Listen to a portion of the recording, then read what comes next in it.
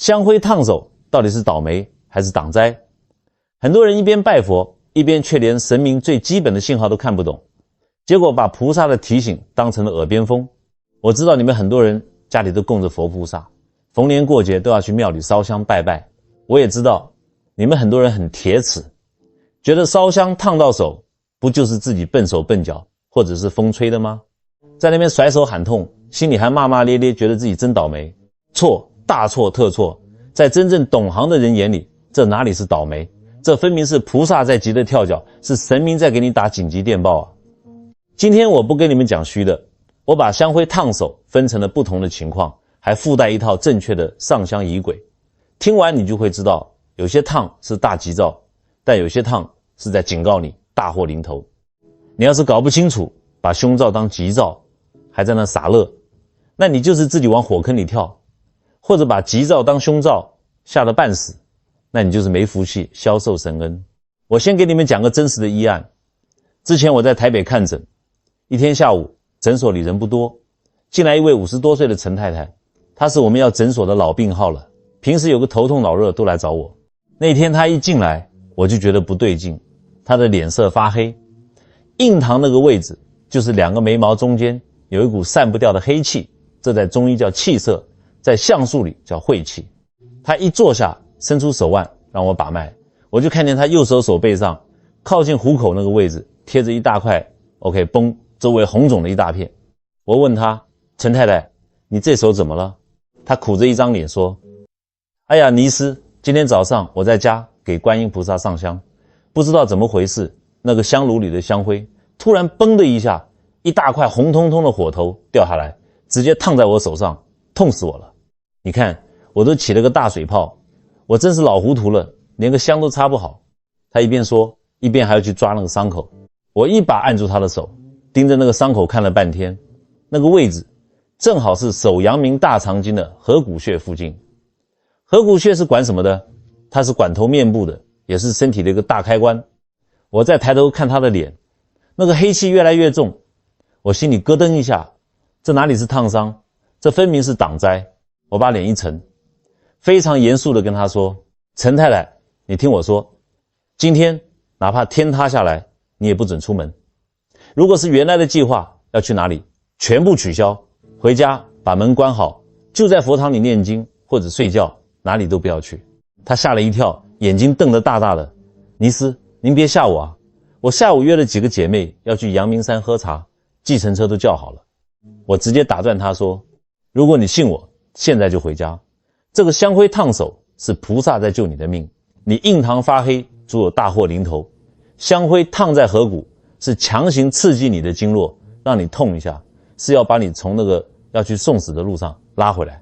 陈太太看我那个样子也怕了，她知道我平时虽然爱开玩笑，但这看病救命的时候从来不打诳语。她乖乖听了我的话，推掉了聚会，回家待着去了。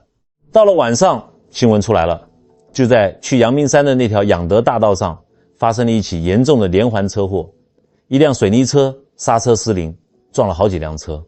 按照时间推算，如果陈太太去了，她坐的那辆车正好就在那个时间段经过那个路段。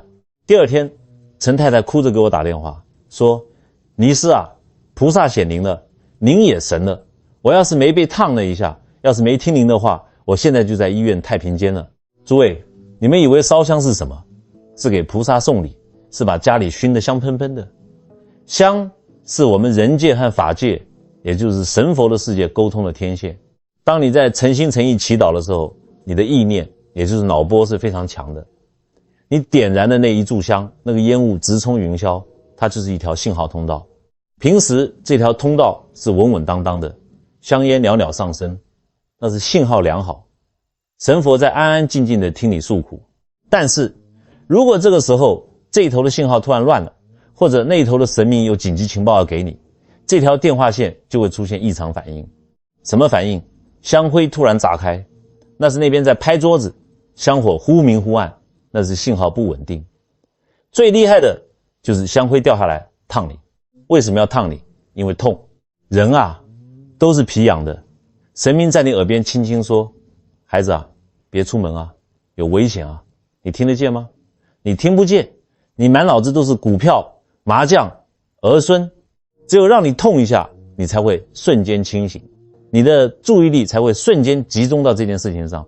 这就好比你走在路上快掉进井里了，如果你爸爸在旁边，他是会温柔地喊你一声，还是会一脚把你踹开？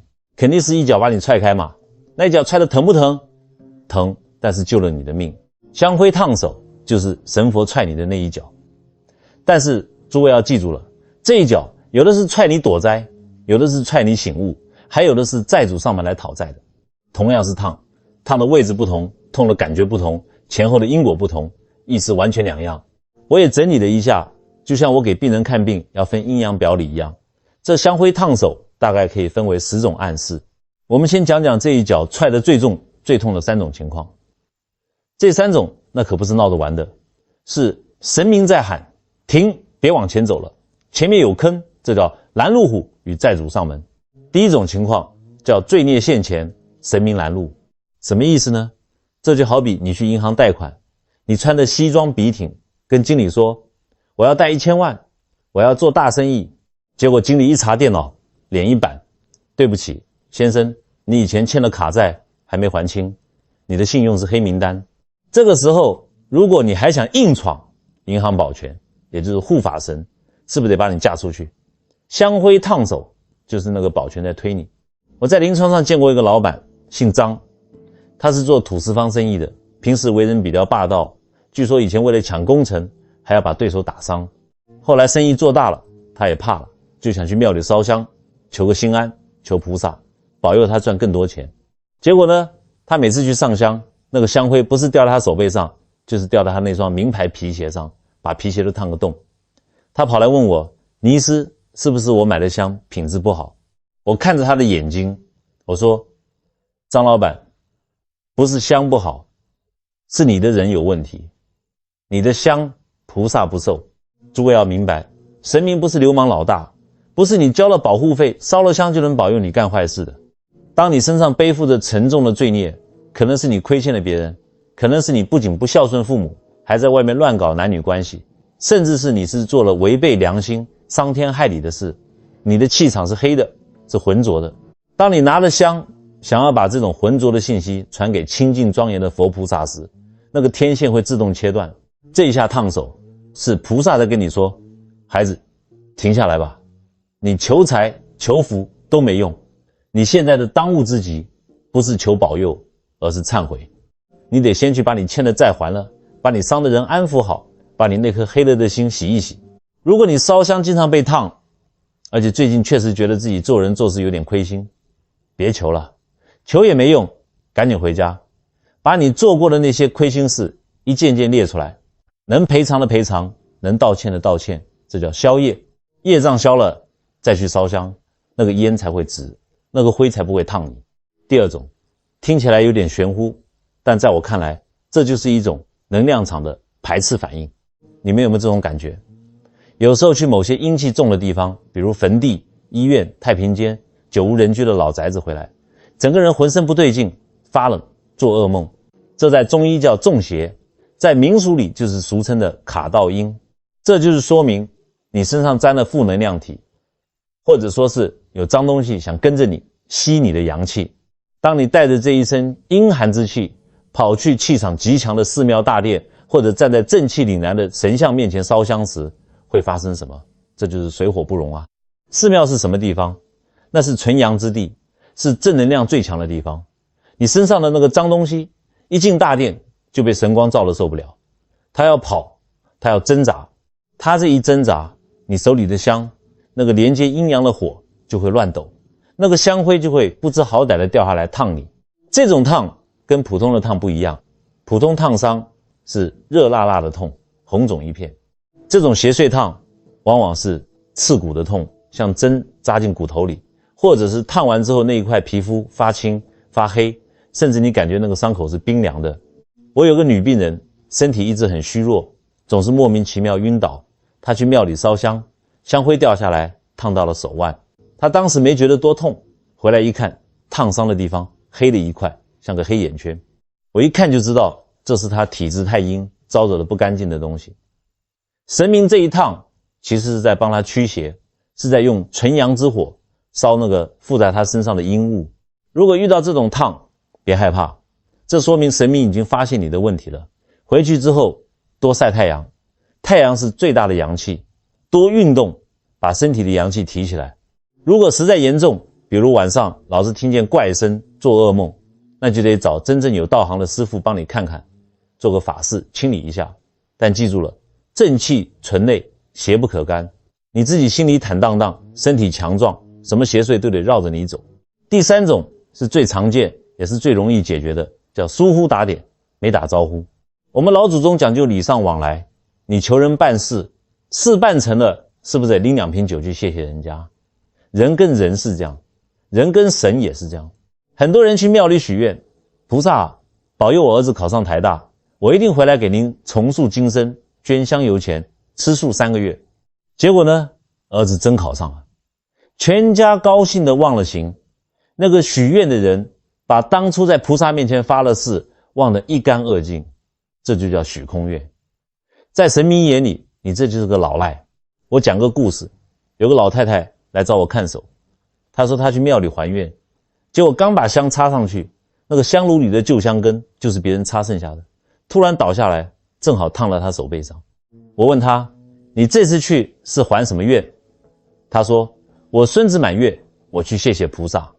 我又问，那你之前求孙子的时候许过什么愿没有？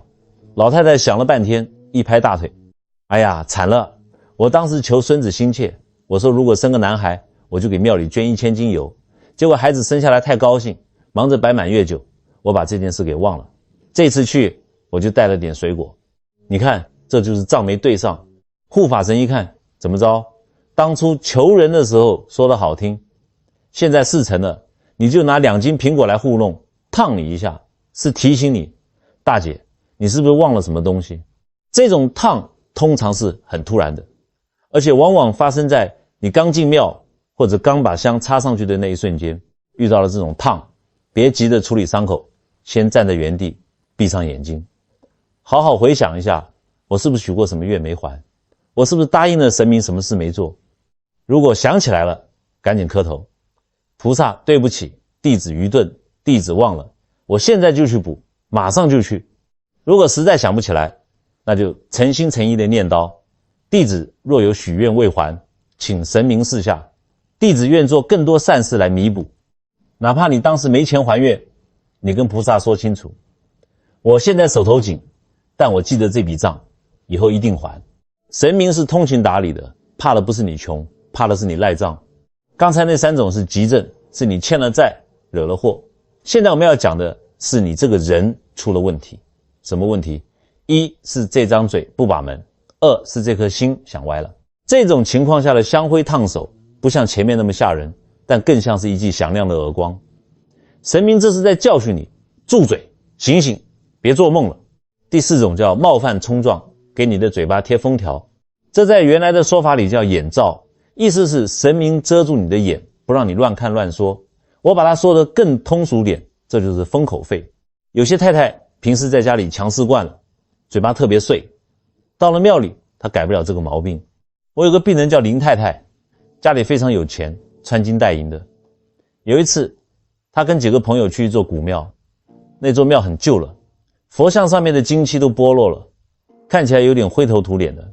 林太太一进去就开始嫌弃，哎呦，这庙怎么这么破啊，这菩萨身上怎么全是灰啊，你看那个住持穿的衣服都破了个洞，也不知道是不是真和尚，我看像是骗钱的。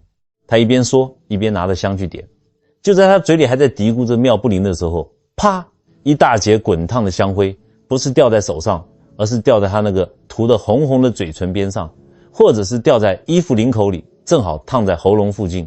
哎呀，当时那个叫声整个大殿都听得见，他捂着嘴疼得眼泪直流。诸位，这就是祸从口出。在风水上，庙宇是火气最旺的地方。主礼仪，你在这种庄严的地方，不仅没有敬畏心，还敢用那张凡夫俗子的嘴去诋毁三宝，这就是犯冲。那个香灰烫在嘴边，就是护法神在给你掌嘴，意思是你给我闭嘴，再乱说话，下次就不是烫这么简单了。还有一种情况是炫耀，有些人在菩萨面前吹牛，哎呀，菩萨，我现在修行多好，我每天念多少经，我比那个谁谁谁强多了，啪，烫你一下。为什么要烫？因为我慢是修行最大的敌人。你一骄傲，功德就烧光了。这一烫是让你低下那高贵的头，让你知道天外有天。如果是因为说话被烫，或者刚说完某句话就被烫，那这就是现世报，赶紧跪下来，自己掌嘴3下，轻轻打就行。要有那个心，心里默念：弟子无知，弟子口出狂言，请护法神原谅。记住，进了庙门，少说话，多磕头。神明不看你的衣服，看你的心。第5种，违背正统与痴心妄想。神明不是你的帮凶。这第5种讲的是你求的东西不着边际，甚至是损人利己。很多人把神明当成了什么？当成了贪官，当成了黑道老大，以为我给你烧了香，你就得帮我办事。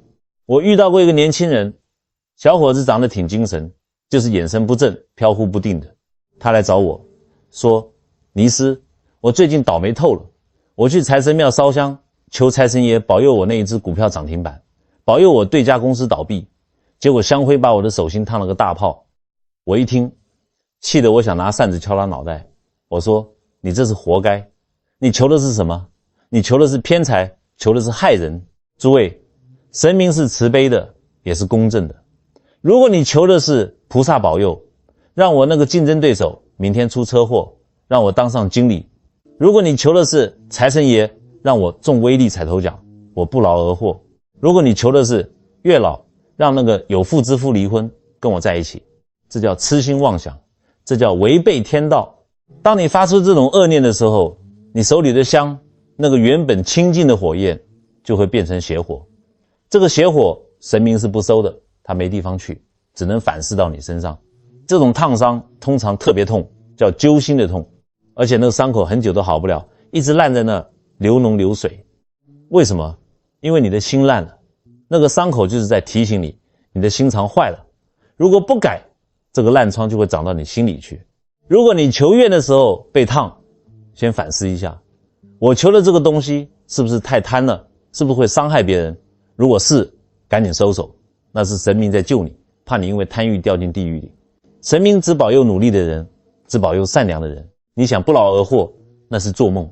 第6种，提醒修行守戒，给好人的预防针。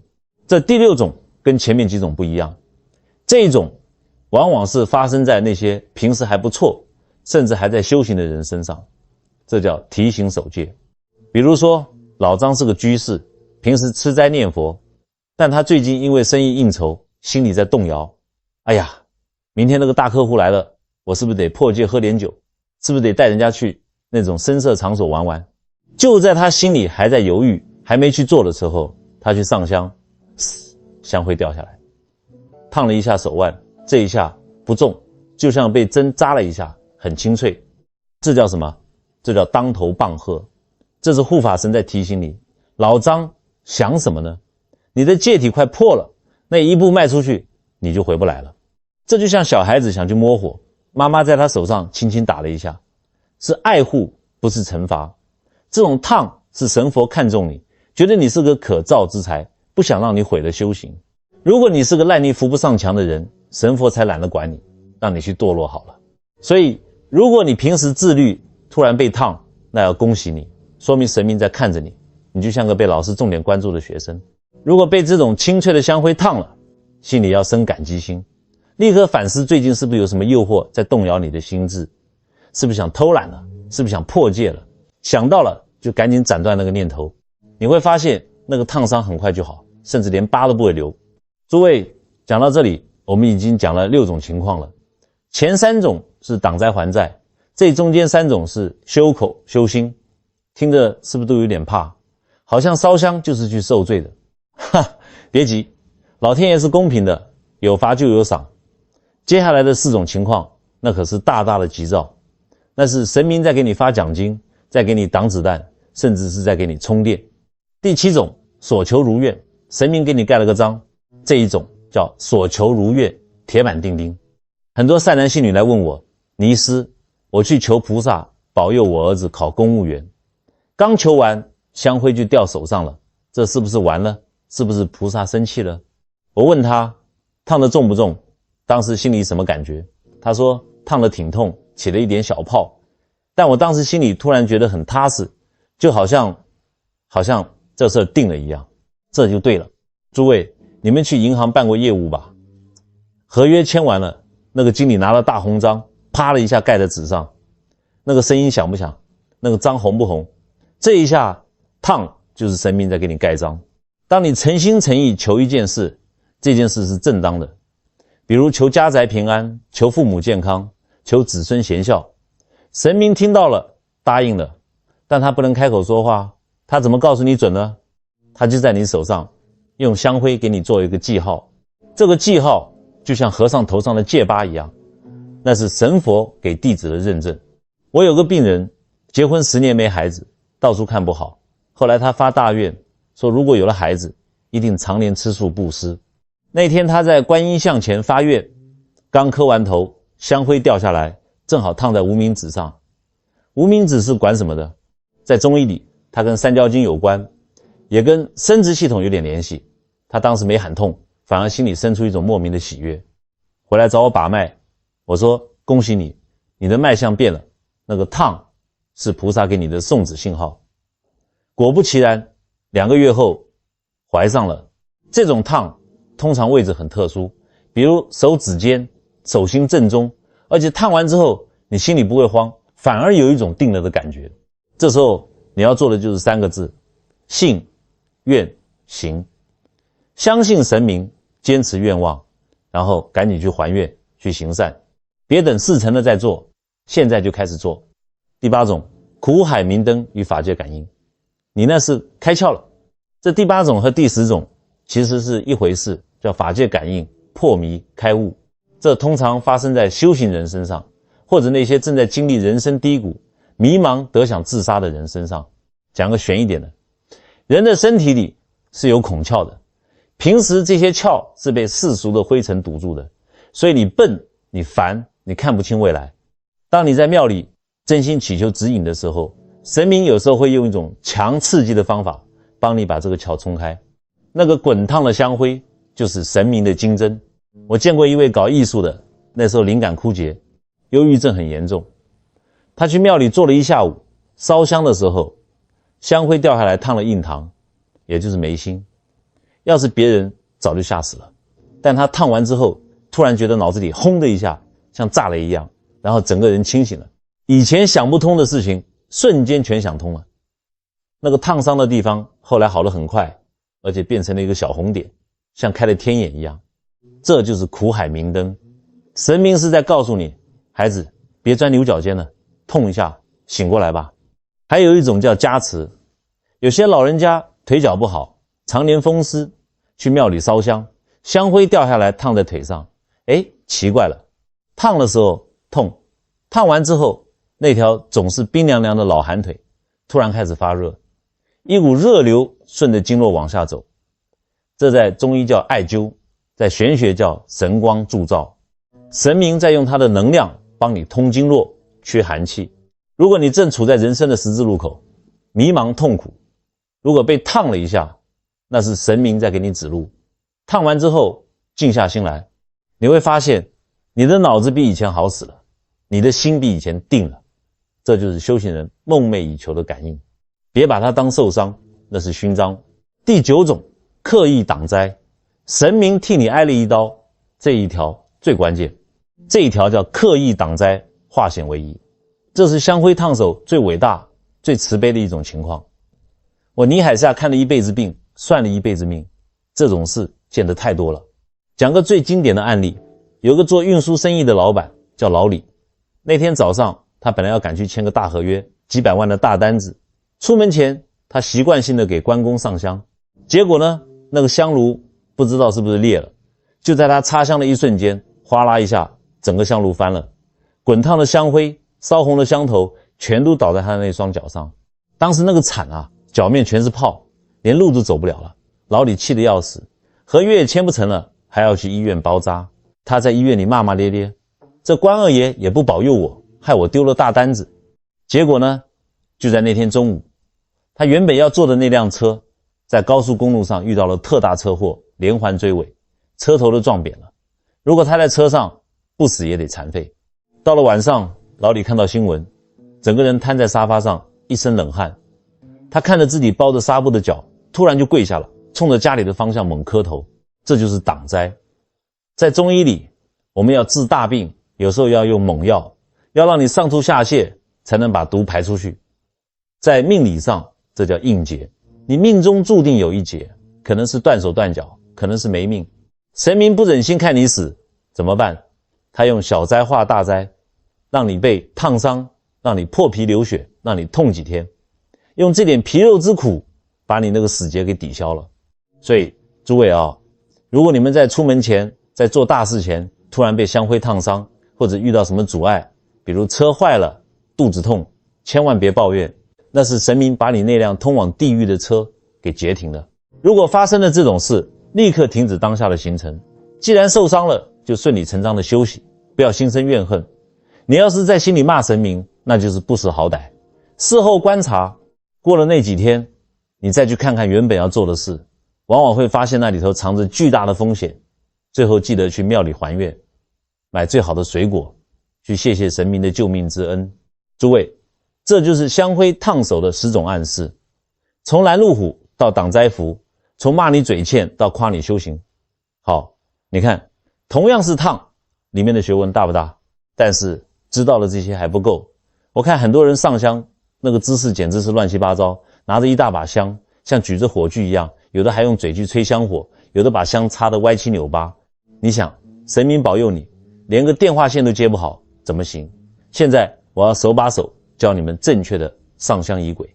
第一，绝对禁忌，千万别用嘴吹，这是我看到最多的错误。香点着了，有明火，很多人顺口就是一口气，呼把它吹灭，大忌大忌啊！为什么？在中医里，口是脾胃的窍，我们的嘴巴平时吃什么？吃肉、吃蒜、喝酒，而且这张嘴平时还会说什么？说谎、骂人、说是非。所以在神明眼里，凡夫俗子的口气那是浊气，是污秽之气。你拿那个吃了大蒜骂了隔壁老王的嘴，对着那个要供奉给菩萨的清净香去吹，这就好比你给长官送礼，结果你在礼物上吐了口口水，你说长官能高兴吗？如果有明火，怎么灭？轻轻晃动，拿着香的手腕轻轻抖一下，风自然就把它灭了。或者用另一只手在旁边扇风，甚至直接往下按一下，如果不怕烫的话，但最好是扇灭。记住了，气是浑浊的，风是自然的，要用自然风，不要用人浊气。第二，举香姿势，我们要龙衔珠，香点好了怎么拿？我看很多人像拿筷子一样拿，或者像握拳头一样抓着，太难看了。最好的姿势叫龙衔珠，一定要用双手，单手是不敬的，用你的双手食指和中指把香杆夹住，就像龙的2根须子，2个大拇指顶住香的尾端，要把香平举，举到哪里？举到你的眉心，也就是印堂这个高度。为什么要这么高？这在中医叫齐眉，眉毛以上是天，眉毛以下是人。你把香举过头顶或者齐眉，代表你把神明放在天上，你自己在地下仰望，这叫谦卑。你要是拿着香放在胸口晃荡，那你是在跟神明称兄道弟吗？第三，插香顺序，天地人3才定位。好了，走到了香炉前面，怎么插？我看大部分人都是唰的一下3根一起插进去，或者乱插，左一根右一根。要有规矩，按照原本的佛教仪轨，通常是3支香。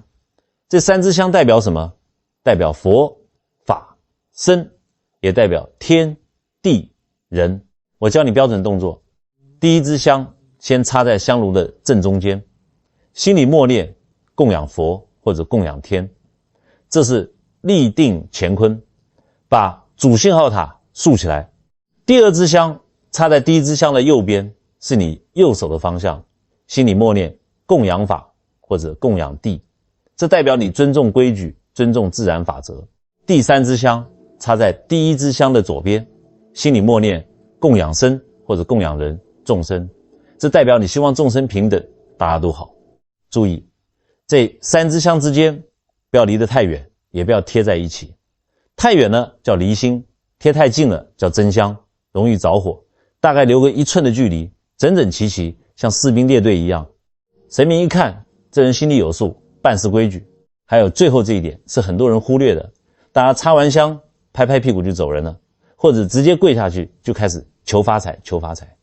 错，香插进炉子里的那一刻是最关键的连线时刻。我们要学楞严经里的香严童子，学他的闻香观心。当你把香插进去，看着那缕青烟飘起来的时候，你要停顿3秒钟，眼睛看着那个烟，心里要观想，想象这个烟不是普通的烟，而是祥云，它越飘越高，飘到了虚空法界，变成巨大的云盖，上面坐着诸佛菩萨。你要在心里说，愿此香花云遍满十方界。意思就是我的这一点点心意虽然小，但我想让它变成无限大，供养所有的神明和众生。为什么要这么想？因为心量决定福量。你如果只想保佑我发财，你的心就只有针眼那么大，你的福报也就只有针眼那么大。你如果想供养十方，你的心像宇宙一样大，神明给你的回馈自然也是无限大。这就是以心应心。诸位学会了吗？别用嘴吹，要齐眉举，插香分3步，观想要大气。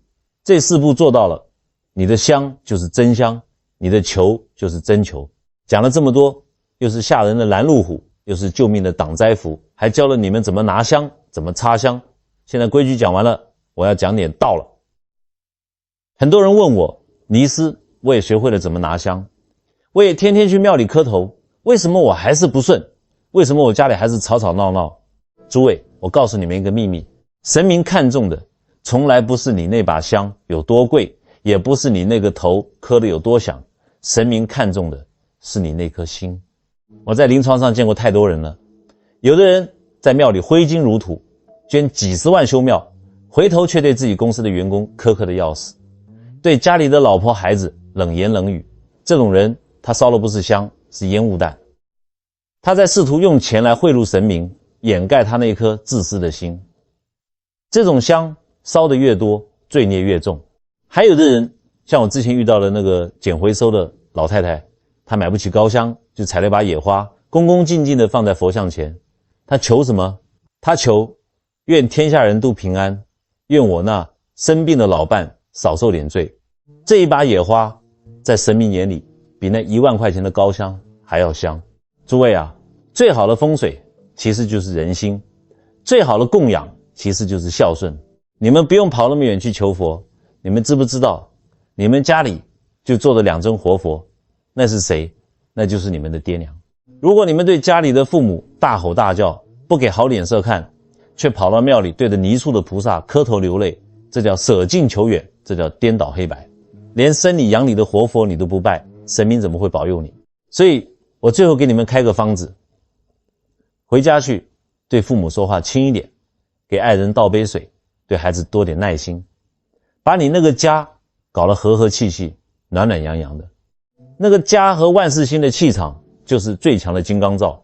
哪怕你不烧香，只要你心存善念，多做利他的事，比如帮邻居提个菜，坐公车让个座，你的心就是香，你的行为就是火。你走到哪里，哪里就是庙宇，你做什么，什么就是功德。诸位，今天我讲的口干舌燥，也就是希望你们能听进去这几句真话。命由己造，相由心生，香灰烫手是外应，心存善念是内功。外应能提醒你躲灾，内功能保你一世平安。我们今天讲了这么多神明、因果、善念，我想请你们最后在留言区留下你们的善言，不要留什么求发财，太俗了，请留下一句祝福的话：愿天下父母健康长寿，愿所有病痛都远离众生，愿看到这句话的人都能平安喜乐。为什么要这么做？你们知道吗？当成千上万的人在同一个地方发出同样的善念时，那个念力场是巨大的，它会形成一个巨大的正能量漩涡。你发出的每一句祝福都会在这个漩涡里放大，然后回向到你自己身上。这叫共修，这叫聚气。让我们把这个留言区变成一个充满福气的线上道场。愿你们心有明灯，走路带风，愿你们手不被烫，心不蒙尘。我们下回见。